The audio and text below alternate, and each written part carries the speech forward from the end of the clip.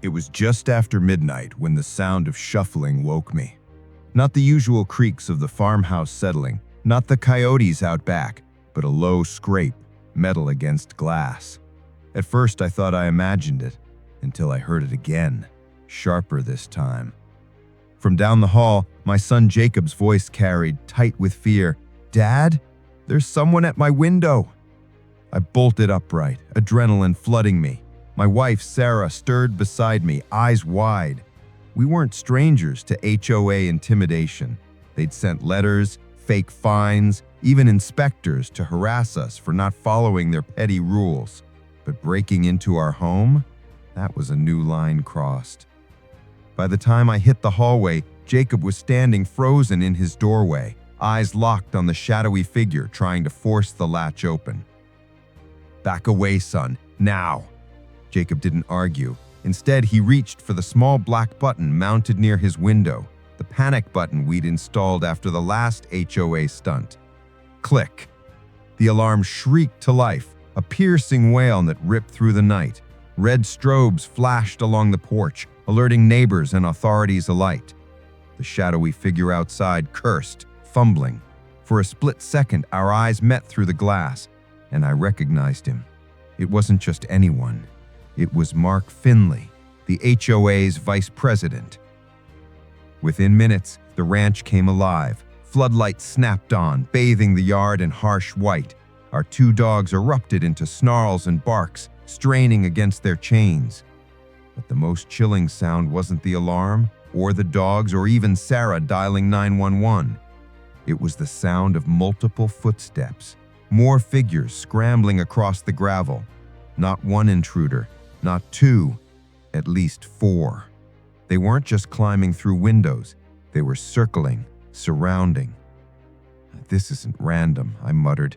"This is coordinated." Jacob clutched my arm. His 12-year-old face was pale, but his voice steady. "Dad, what do we do?" I looked at him, my son, my responsibility, and made the call. We defend our home together. I grabbed the shotgun from the hallway safe. Sarah took the revolver, and Jacob, though I hated it, knew the drill. He stayed low, flashlight in hand, eyes sharp for movement. The first intruder made the mistake of trying the back porch. As he forced the screen door, I cocked the shotgun and shouted, "Step 1 foot inside and you won't leave standing." He froze. His ski mask didn't hide the hesitation in his eyes. Behind him, another figure hissed, "Keep going, he's bluffing." But I wasn't bluffing. One shell into the porch beam. The wood exploded into splinters. The masked men stumbled back, swearing. The HOA might have thought intimidation was a game, but on my ranch, you break in at midnight, you're fair game for defense. The panic system worked faster than I hoped. Sheriff Daniels' cruiser came tearing up the drive, sirens cutting through the chaos. Behind him, 2 deputies piled out, weapons drawn. The intruder scattered like rats. Mark Finley wasn't fast enough. Daniels caught him by the collar before he cleared the fence. "Caught you red-handed," Daniels growled, dragging him toward the headlights. The other intruders vanished into the night, but not before I got a good look at one, Linda Carver's nephew, notorious for stirring trouble. Jacob, still clutching the flashlight, whispered, "Dad, they really came for us." I knelt, squeezing his shoulder. "We'll make sure they regret it." At the sheriff's office, Mark tried spinning lies. "I was just checking property lines. He overreacted." But Daniel slammed the report down. "At midnight, with 3 accomplices in ski masks?" Mark stammered, sweat pooling at his brow. What sealed his fate wasn't just the trespassing, it was the panic button's recording system. Audio and video of him trying to force the window open. Evidence, hard proof. By sunrise, the whole neighborhood buzzed with whispers. The HOA, the almighty rule enforcers, had been caught breaking into a family's home. And worse, they'd been caught by a 12-year-old boy brave enough to hit the panic button. But little did we know, this was just the beginning. Because Linda Carver, HOA president, wasn't going to let her vice president rot in jail alone. No, she was going to escalate this fight. And my family, we'd have to dig deeper, stand stronger, and prepare for the war that was coming. For most people, getting caught breaking into a home would have been the end. Jail, shame, silence. But for Linda Carver, queen of the HOA, drunk on control, it was only fuel.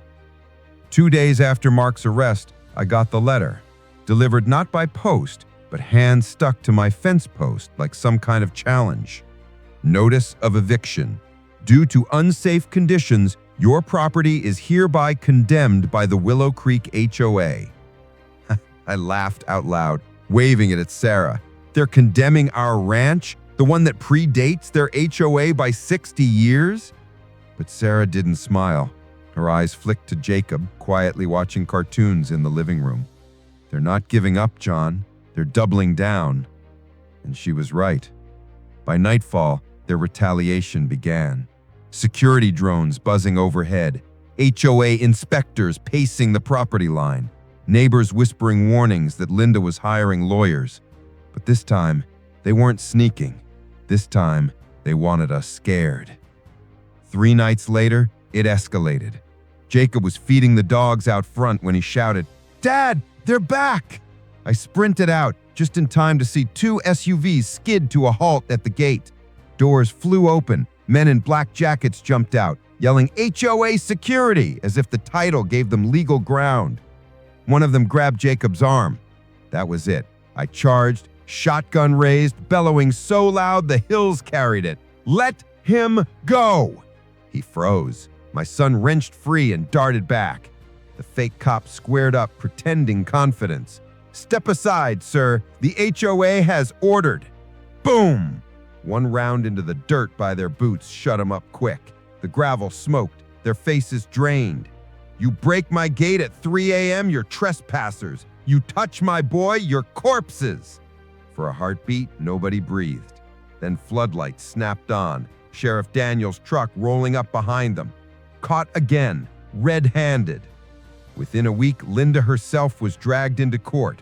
On one side, her lawyers spitting words like community protection, unsafe property, violent homeowner.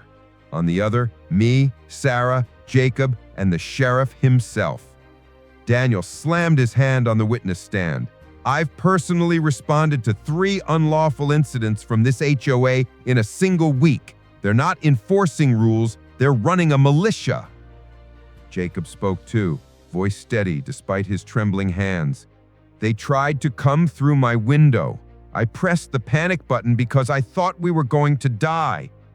The courtroom went still. Linda sneered, muttering to her lawyers, but I saw the jury's faces harden. Evidence rolled out like a tidal wave. Drone footage, panic button recordings, trespassing charges.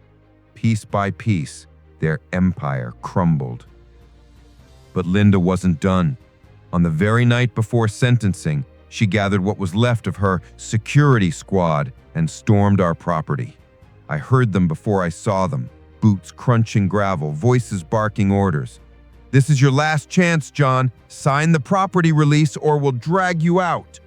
I stepped onto the porch, shotgun in hand, Sarah at her side with her revolver. Jacob stood between us, flashlight clenched like a weapon. Behind them, our floodlights blazed, cutting the night like daylight. Sheriff Daniels and 2 deputies emerged from the shadows. They'd been waiting, tipped off by a neighbor. Linda froze.